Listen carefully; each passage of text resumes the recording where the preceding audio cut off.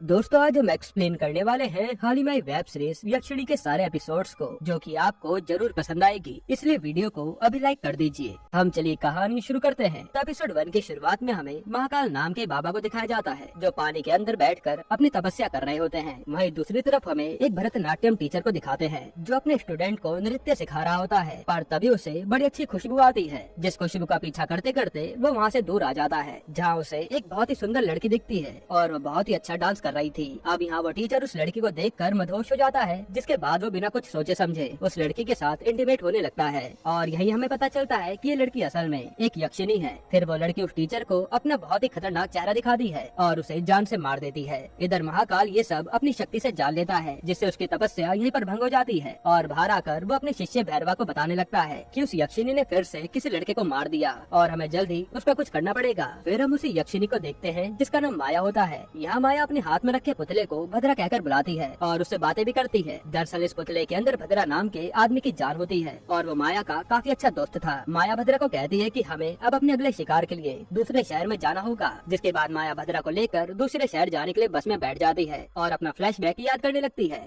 जहाँ हमें पता चलता है कि माया यक्षिणी थी और उसने धरती पर आकर किसी से प्यार किया था। लेकिन ये बात अलकापुरी के स्वामी कुबेर को बिल्कुल पसंद नहीं आई और उन्होंने माया को अलकापुरी आने से मना कर दिया। तब माया उनसे पूछती है कि मुझे अलकापुरी आने के लिए क्या करना होगा, जिस पर कुबेर बताते हैं कि अलकापुरी आने के लिए तुम्हें 100 वर्जन लड़कों की बलि देनी होगी। साथ ही वो 100वां बंदा वर्जन के साथ साथ ऐसा होना चाहिए जिसे मरने की इच्छा हो। अब सीन प्रेजेंट में शिफ्ट होता है, जहाँ हमें कृष्णा नाम के लड़के और उसकी फैमिली को दिखाया जाता है। आज कृष्णा का बर्थडे था, जिसकी शादी की उम्र हाथ से निकलती जा रही थी, इसलिए उसकी दोनों बहनें उसे शादी करने के लिए फोर्स कर रही थी। लेकिन कृष्णा कहता है कि मैं लव मैरिज ही करूंगा और उसने कसम भी खाई थी कि 30 की उम्र तक वो लव मैरिज करके ही रहेगा। लेकिन अभी तक उसे कोई भी लड़की नहीं मिली और आज वो 30 साल का पूरा हो गया था, इसलिए हार कर वो अपनी बहनों से कहता है कि हम कल लड़की देखने जाएंगे, पर अगर आज मुझे कोई भी लड़की मिल गई जिससे मुझे प्यार हो गया तो मैं लड़की देखने नहीं जाऊंगा। इसके बाद कृष्णा जल्दी से तैयार होकर अपने काम पर निकलने लगता है, जहाँ हम उसके पिता को दिखाते हैं। लेकिन कृष्णा अपने पिता से हमेशा गुस्सा रहता है, क्योंकि वो आती जाती लड़कियों पर लाइन मारते थे। और यही हमें पता चलता है कि कृष्णा की माँ की बहुत पहले मृत्यु हो गई थी। अब कृष्णा अपने काम पर जाता है, जो बहुत आलीशान होटल का मैनेजर था। यहाँ उसके सारे दोस्त उसे बर्थडे के लिए विश करते हैं और उससे पार्टी मांगने लगते हैं, पर कृष्णा तो अपने बर्थडे पर उदास होता है। वो अपने दोस्तों को बताता है कि मैं हमेशा से लव मैरिज करना चाहता था, पर अभी तक मुझे कोई भी अच्छी लड़की नहीं मिली और आज आखिरी दिन है।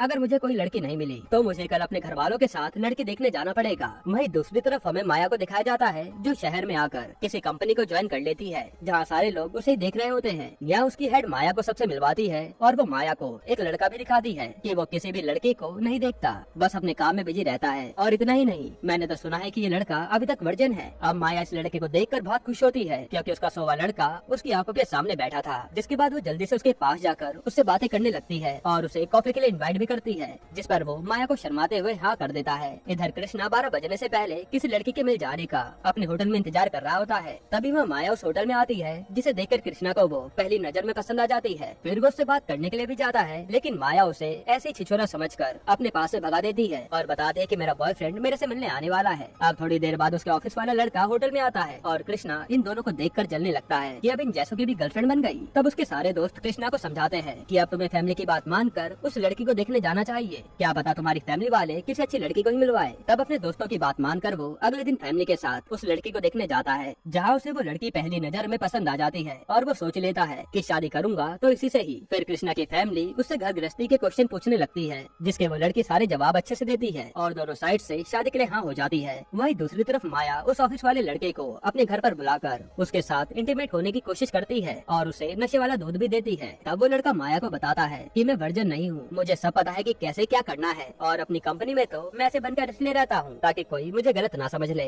और ये बात मैंने तुम्हें इसलिए बता दी क्योंकि मैं तुमसे प्यार करने लगा हूँ और मैं जानता हूँ कि तुम भी मुझसे प्यार करती हो, है ना। जिसकी सारी बात सुनकर माया को बहुत गुस्सा आता है और वो उसे अपना असली चेहरा दिखा देती है। ये देखकर वो बहुत डर जाता है और यहीं पर बेहोश हो जाता है। वहीं हम देखते कि इन दोनों को एक साया देख रहा होता है। अब ये कौन है ये आपको आगे पता चलेगा। इसके बाद माया एक पेड़ पर बैठकर रोने लगती है कि उसे अब अलकापुरी में जाने के लिए कितना इंतजार करना पड़ेगा, क्योंकि आज वो 100वां वर्जन इंसान भी मर जाता तो वो वापस अपने लोग चली जाती। वहीं दूसरी तरफ कृष्णा के घर पर उसकी शादी की तैयारी चल रही होती है और उसके सारे दोस्त उसे कहते हैं कि जाकर अपनी होने वाली पत्नी को प्रपोज तो कराओ। इसके बाद हम देखते हैं कि यहाँ तो कुछ और ही चल रहा है। इस लड़की का तो पहले से ही बॉयफ्रेंड है, जो अपने बॉयफ्रेंड को फोन पर कह रही होती है कि शादी तो मैं उससे करूंगी, लेकिन मेरा जिस्म तुम्हारा होगा। तब कृष्णा उसकी सारी बातें सुन लेता है और तुरंत उससे शादी तोड़ देता है। अब ये सब होने के बाद कृष्णा पूरी तरह से टूट जाता है और अपने घर वालों को बिना बताए कहीं जाकर एक पेड़ के नीचे बैठकर अपना सुसाइड नोट लिखने लगता है, जो उड़कर सीधा माया के पास पहुंच जाता है जो उसी पेड़ के ऊपर बैठी थी। अब माया देखती है कि ये तो वही होटल वाला लड़का है और ये अभी तक वर्जन है, साथ ही इसकी मरने की इच्छा भी है। फिर माया कृष्णा को देखती है जो फांसी लगा रहा था, तभी माया उसे बचा लेती है और उसे ये सब करने से रोकती है। कृष्णा भी माया को तुरंत पहचान लेता है कि तुम तो वही लड़की हो जो उस रात होटल में अपने बॉयफ्रेंड के साथ आई थी। तो माया उसे एक अलग ही कहानी बताती है कि उस लड़के ने मुझे धोखा दे दिया, अब मैं बिल्कुल अकेली हूँ और मैं यहाँ पर मरने ही आई थी। फिर माया कृष्णा से सहानुभूति लेने लगती है और उसे प्रपोज करके किस भी कर देती है। इसके बाद माया कृष्णा को कहती है कि मैं अब नहीं मरूंगी, मेरी जिंदगी में तुम जो आ गए हो। और कृष्णा उसकी बातें समझ नहीं पाता, हालांकि उसे अच्छा तो बहुत लग रहा था। जिसके बाद माया वहाँ से चली जाती है और कृष्णा उससे मिलने के बाद काफी खुश हो जाता है। यहीं पर एपिसोड 1 खत्म होता है। एपिसोड 2 की शुरुआत में उसी रात महाकाल अपने शिष्य को लेकर जंगल में किसी सौगंधिका नाम के फूल की तलाश में निकला होता है। तब उसका एक शिष्य यक्षिणी और उस फूल के बारे में पूछने लगता है, जिस पर महाकाल बताता है कि यक्षिणी अलकापुरी के महाराज कुबेर की सेवक है और हर यक्षिणी पर अलग अलग ताकत होती है। लोग यज्ञ करके यक्षिणी को बुलाते हैं और अगर किसी ने कोई यज्ञ गलत कर दिया तो वो उसे मार देती है। अब इन्हीं यक्षिणी को पहचानने के लिए सौगंधिका फूल बना है। अगर यक्षिणी इस फूल के आसपास भी आई तो उसका रंग चेंज हो जाता है और वो फूल सिर्फ आज पूर्णिमा की रात को ही मिलता है, इसलिए हमें जल्द से जल्द वो फूल ढूंढ कर लाना होगा। अब महाकाल उन फूलों तक पहुंच जाता है जहां वो अपने 2 शिष्यों को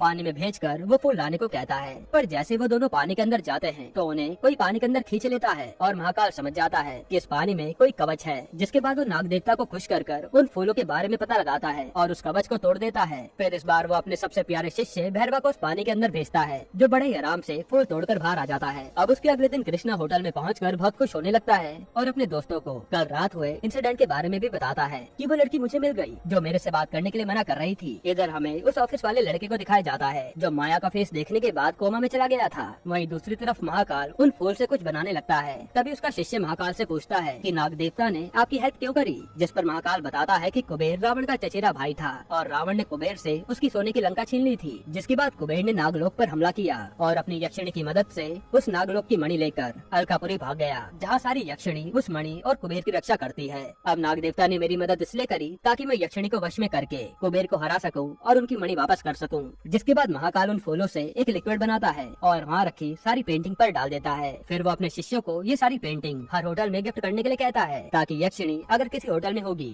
तो इस पेंटिंग का रंग बदल जाएगा और हमें पता चल जाएगा कि यक्षिणी इस समय किस होटल में है। इधर कृष्णा अपने सारे दोस्तों को पब लेकर आता है और लड़की मिल जाने की खुशी में पार्टी देता है। पर तभी वहाँ माया भी आती है, जिसे पार्टी में देखकर कृष्णा बहुत खुश होता है और उसके साथ डांस करने लगता है। इसके बाद माया कृष्णा के साथ बैठकर बहुत ज्यादा शराब पीती है तो कृष्णा उसे कार से छोड़ने उसके घर जाता है। तब माया कार में उसके साथ इंटीमेट होने की कोशिश करती है, पर कृष्णा उसे ये सब करने से रोक देता है। फिर वो उसे उसके रूम में ले जाकर छोड़ देता है, जहाँ माया फिर से उसके साथ इंटीमेट होने की कोशिश करती है, पर कृष्णा तो उसे वहाँ ऐसे ही छोड़कर बाहर आ जाता है। अब कृष्णा बाहर देखता है कि यहाँ तो उसके बड़े जीजा खड़े हैं और वो उससे पूछने लगते हैं कि आखिर ये लड़की कौन है और अभी तुम उसके घर में क्या कर रहे थे। दरअसल अभी जिस कार में ये दोनों आए थे उस कार का ड्राइवर कृष्णा का जीजा ही था और कृष्णा ने उन्हें देखा नहीं था। इसके बाद अगले दिन उसका जीजा घर पर आकर ये सारी बात सबको बता देता है और सब कृष्णा पर गुस्सा होने लगते हैं कि तुझे जब लड़की पसंद थी तो शादी में इतना खर्चा क्यों करवाया और आखिर में शादी भी तोड़ दी। अब हमें उस लड़की से मिलना है। जिसके बाद कृष्णा उन्हें बिना कुछ भी बोले अपने होटल में आ जाता है। फिर माया भी आती है,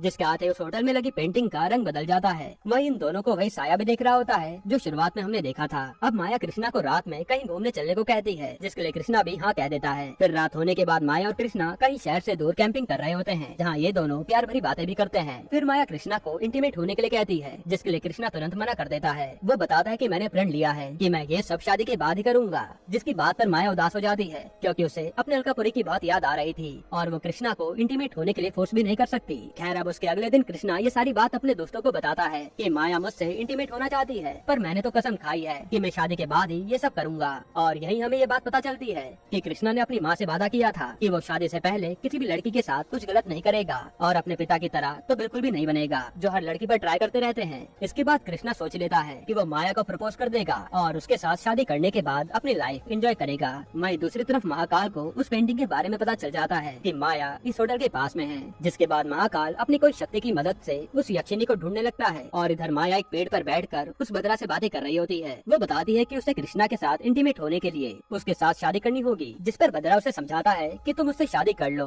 और सुहागरात वाले दिन उसके साथ इंटीमेट होकर उसे मार देना। वहीं महाकाल उस शक्ति का पीछा करते करते एक जंगल में पहुंच जाता है, जहाँ उसे माया मिल जाती है। फिर वो उसे किसी तरह पकड़ लेता है, लेकिन यहाँ पता चलता है कि ये माया नहीं बल्कि ज्वाला होती है और वो भी एक यक्षिणी थी। यहाँ हमें ये भी पता चलता है कि माया का पीछा करने वाला साया यही थी। महाकाल उसे माया के बारे में पूछने लगता है और उसकी आधी शक्ति छीनकर माया को ढूंढ लाने के लिए कहता है, वरना उसे उसकी शक्ति कभी वापस नहीं मिलेगी। अब उसी रात यहाँ कृष्णा माया को शादी के लिए प्रपोज कर देता है, जिसके लिए माया भी मान जाती है। यहीं पर एपिसोड 2 खत्म होता है। एपिसोड 3 की शुरुआत में हमें पास्ट का सीन दिखाते हैं, जहाँ हम जंगल में एक गुरु और उसके शिष्य को देखते हैं और असल में ये बच्चा कोई और नहीं बल्कि महाकाल था। यहाँ हमें उसकी बातों से पता चलता है कि उसका गुरु उस मंदिर के पास जाकर माया को वश में करके अलकापुरी जाना चाहता है, वो नागमणि लाने, जिसके लिए उसे पहले मंदिर ढूंढकर माया को हराना पड़ेगा। अब महाकाल अपने गुरु से यक्षिणी कौन होती है उसके बारे में पूछता है, जिस पर गुरु बताते हैं कि एक बार शिव जी अपने ध्यान में मगन थे और इसी बीच माता पार्वती का उनके प्रति प्रेम बहुत ज्यादा ही बढ़ गया, जिससे उनके शरीर पर पसीना आ गया था और वो 64 बूंदे बनकर नीचे गिरी, जो कि यक्षिणी बन गई, जिसमें 64वीं यक्षिणी माया थी, जो इन सब यक्षिणी में सबसे अलग थी,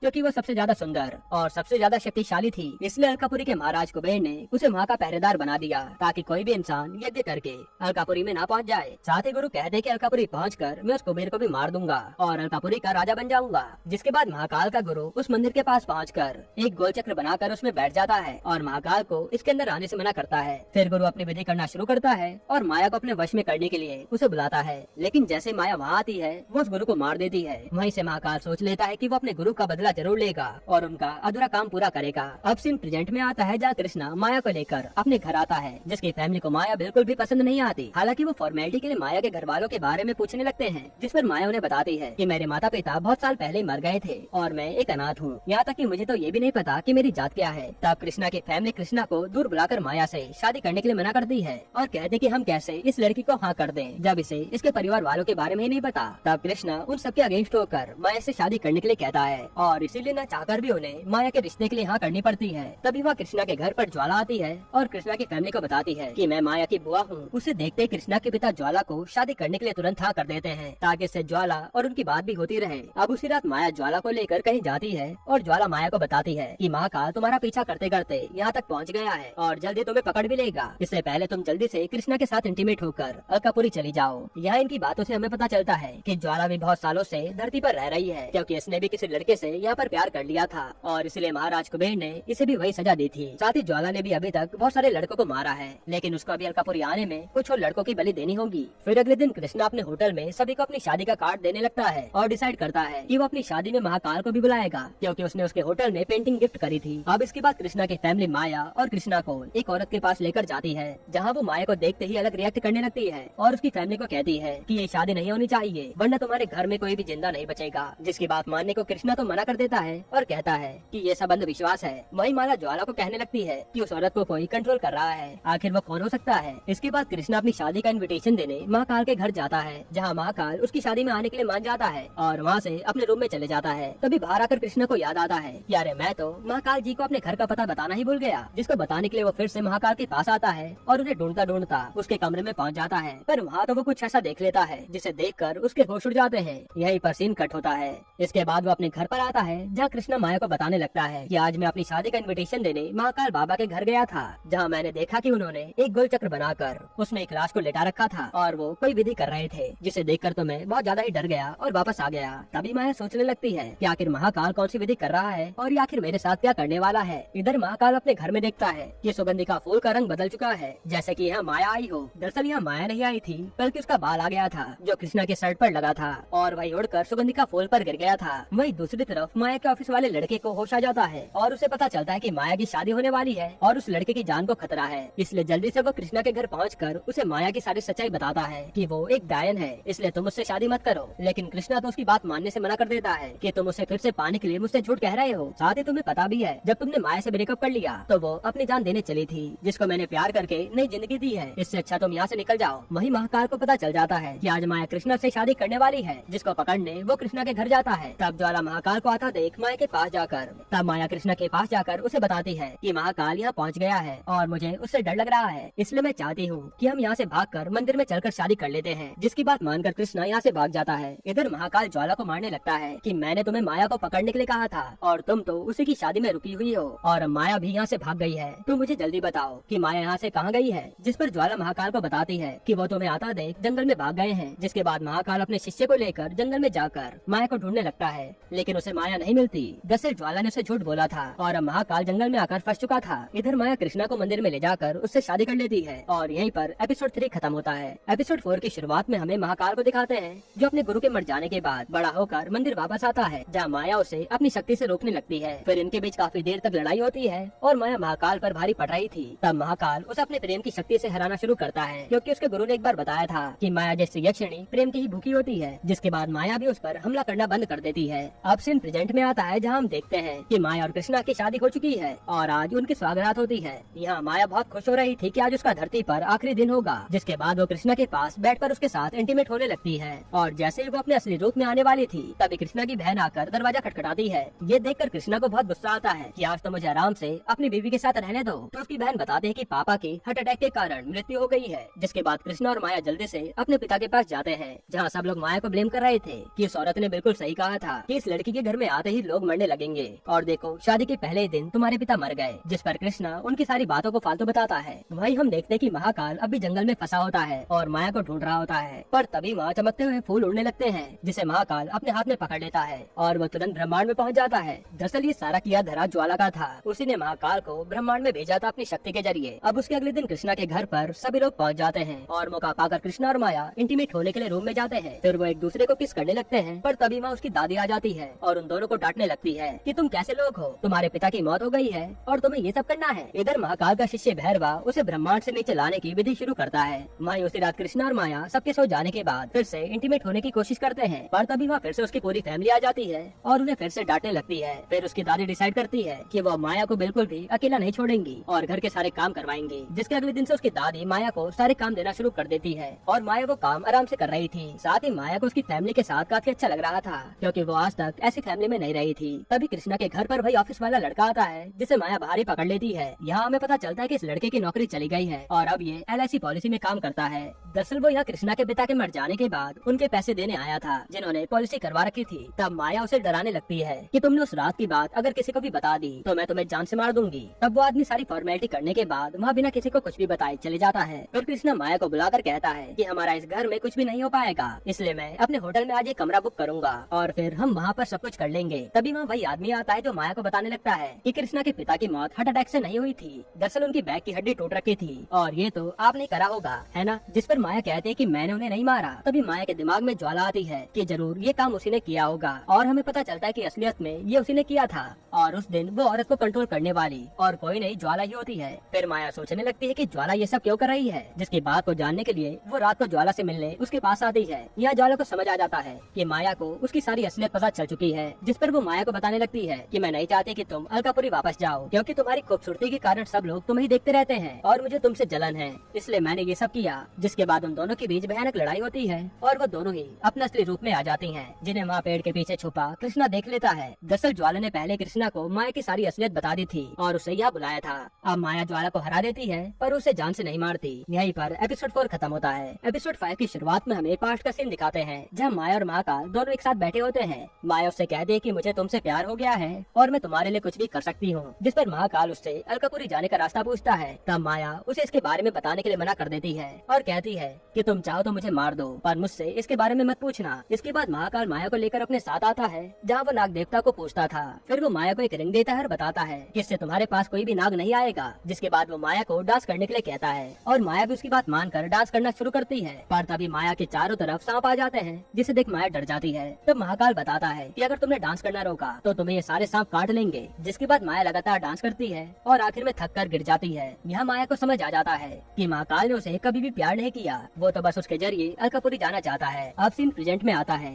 जहाँ माया कृष्णा के कहने पर उसके होटल पहुँच जाती है। तब कृष्णा तो यहाँ बहाने बनाने लगता है कि होटल का कोई भी रूम खाली नहीं है, तुम घर जाओ, हम कहीं और जाकर ये सब कर लेंगे। जिसकी बात मानकर माया भी घर आ जाती है, लेकिन पूरी रात निकल जाती है पर कृष्णा घर नहीं आता। फिर अगली सुबह कृष्णा गले में माला वगैरह डालकर घर आता है और उसे ऐसा देखकर उसके घर वाले उस पर गुस्सा होने लगते हैं कि तुमने ये सब क्या कर दिया, तुम्हारी शादी अभी अभी हुई है और तुम्हें अपनी बेबी के साथ रहना चाहिए और इस समय तुम ब्रह्मचारी बन गए। फिर उनके गुस्सा होने पर कृष्णा को ये नाटक बंद करना पड़ता है। इसके बाद कृष्णा उसी ऑफिस वाले लड़के के पास जाकर माया से कैसे बचा जाए ये सोल्यूशन पूछता है, जिस पर वो बताता है कि माया को बस वर्जिन लड़के चाहिए, अगर तुम वर्जिनिटी तोड़ दो तो तुम उससे बच सकते हो जैसे मैं बच गया। जिसको करने के लिए कृष्णा पहले तो बिल्कुल मना करता है, लेकिन अपनी जान बचाने के लिए वो एक लड़की के पास चला जाता है। फिर जब वो लड़की का चेहरा देखता है तो वो कोई और नहीं बल्कि माया ही होती है, जो देखकर उसके होश उड़ जाते हैं। इसके बाद माया कृष्णा को लेकर घर आती है और उसकी पूरी फैमिली के सामने चेयर पर बैठ जाती है। अब उसको ऐसा देख उसकी दादी माया को डांटने लगती है कि तुम्हें तमीज नहीं है, हम बड़ों के सामने तुम ऐसे बैठी हो। जिस पर माया आज उन सबको अपना असली रूप दिखाती है,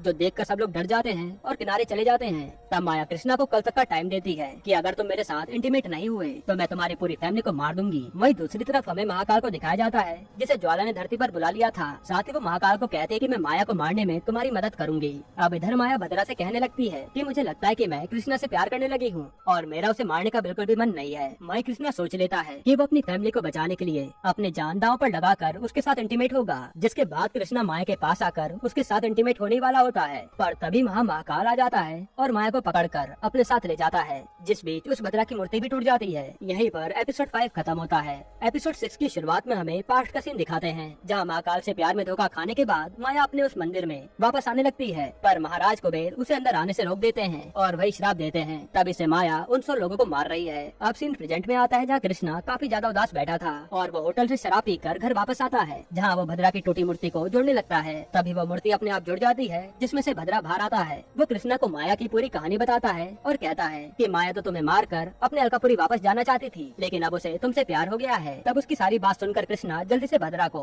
माया के पास ले जाने को कहता है, ताकि ये लोग महाकाल से उसे बचा पाएं। इधर महाकाल माया को उस अलकापुरी जाने वाले गेट पर ले जाकर अपनी विधि करने लगता है। साथ ही वो माया को मार मार कर घायल कर देता है और उसका खून भी निकाल लेता है, जिसके जरिए उस अलकापुरी का दरवाजा खुलना था। क्योंकि वो गेट खुलेगा कैसे ये ज्वाला ने माया से पहले ही पूछ लिया था, जो उसने महाकाल को भी बता दिया। पर तभी वह भद्रा कृष्णा को अपने जादू की मदद से लेकर पहुंच जाता है, जिसके बाद भद्रा कृष्णा को ये विधि रोकनी कैसे है ये बताता है और कृष्णा उस चक्र में अपना खून डाल देता है, जिससे महाकाल की विधि टूट जाती है। लेकिन तभी वो कृष्णा को पकड़कर फिर से अपनी विधि शुरू करता है, जिससे थोड़ी देर बाद अलकापुरी का रास्ता खुल जाता है, जिसे देखकर महाकाल बहुत खुश होता है कि अब वो अलकापुरी जाकर कुबेर को हरा देगा और सारी यक्षिणी उसकी दासी बनकर रहेंगी। लेकिन तभी उस गेट के सामने ज्वाला आती है और यहाँ से सीन फ्लैशबैक में जाता है, जहाँ हमें पता चलता है कि ज्वाला माया से ज्यादा खूबसूरत दिखना चाहती थी, इसलिए उसने धरती पर आकर कोई रस पी लिया था और इसलिए कुबेर ने उसे श्राप दे दिया था कि तो अब धरती पर ही रहे। हालांकि महाकाल के पास आने से पहले भद्रा ज्वाला के पास आकर उसे समझाता है कि माया की इसमें कोई भी गलती नहीं थी, उसने तुम्हारा कुछ भी नहीं बिगाड़ा है। तब ज्वाला को भी अपनी सारी गलती रियलाइज होती है और वो प्रेजेंट में महाकाल को रोकने आई होती है। इसके बाद ज्वाला उस अलकापुरी के गेट के अंदर जाने लगती है, जिससे वो गेट यहीं पर टूट जाता है। असल में ये सब इसलिए हुआ क्योंकि जो भी श्रापित यक्षिणी इसमें घुसने की कोशिश करेगी, उससे ये दरवाजा हमेशा के लिए टूट जाएगा। यानी अब अलकापुरी जाने का रास्ता महाकाल के लिए बंद हो गया था। अब महाकाल की विधि टूट जाने से माया भी उसके जाल से मुक्त हो जाती है और वो कृष्णा से माफी मांगने लगती है कि मैंने तुम्हारी फैमिली को डराने की कोशिश करी, पर मुझे तुमसे प्यार हो गया है। जिस पर कृष्णा माया को कहता है कि तुम इन सब बातों को छोड़ो, तुम मेरे साथ इंटीमेट होना चाहती थी ना, तो आज मैं तुम्हारे साथ इंटीमेट होऊंगा। जिसके बाद तुम मुझे मार कर यहाँ से अपने अलकापुरी चली जाना, जिसके लिए माया भी मान जाती है। अब उसके अगले दिन माया कृष्णा को किस करती है और उसकी आंखें नीली हो जाती है। यहीं पर ये सीजन खत्म होता है। और दोस्तों अभी तक हमें ये नहीं पता कि महाकाल जिंदा है या मर गया, और इसके मेकर्स इसका सीजन 2 भी जरूर लाएंगे, जिसमें महाकाल और भी ताकतवर बनकर लौटेगा। आपको ये सीरीज कैसी लगी हमें कमेंट में जरूर